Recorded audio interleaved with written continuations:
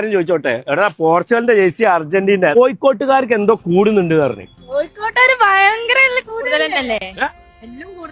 കോഴിക്കോട്ടുകാർക്ക് എന്തോ കൂടുന്നുണ്ട് എന്ന് പറഞ്ഞല്ലോ. കോഴിക്കോട്ടുകാർക്ക് ഇപ്പൊ ഇത്തിരി സ്കിൻ കെയർ കൂടുന്നുണ്ട്. ഇതെന്താ സംഭവം ഇത്? കോഴിക്കോട്ടുകാർക്ക് എന്താന്ന് കൂടുന്ന വെച്ചാല് നമ്മുടെ സ്കിൻ ഗ്ലോ, ഹെയർ ഗ്രോത്ത്, അതുപോലെ ബോഡി വെൽനെസ് പോലത്തെ എല്ലാ ചികിത്സകളും കോഴിക്കോടക്ക് ഞങ്ങൾക്ക് കൂടാൻ പോവല്ലേ.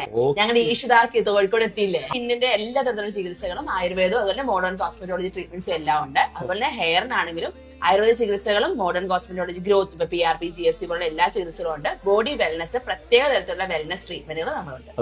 തൃശ്ശൂർ നമ്മുടെ branch, first branch, second branch ഞങ്ങൾ കാലിക്കറ്റ് വന്നു. അപ്പൊ കഴിഞ്ഞ ദിവസമായിരുന്നു ഈഷിന്റെ ഇനോഗ്രേഷൻ കേട്ടോ. ഇവിടെ ഇപ്പൊ ഇനോഗ്രേഷൻ എന്ന് പറയുമ്പോൾ ഒരുപാട് ഓഫേഴ്സ് എടുക്കുന്നുണ്ടാവും. ഇനി ഇത് കൂടാതെ ഇവിടെ ഒരു പ്രിവിലേജ് കാർഡ് ഉണ്ട് കേട്ടോ. അത് എടുക്കുകയാണെങ്കിൽ നിങ്ങൾക്ക് ഒരു വർഷത്തേക്ക് കൺസൾട്ടിങ് ഫ്രീ ആണ്. 999 അല്ലേ?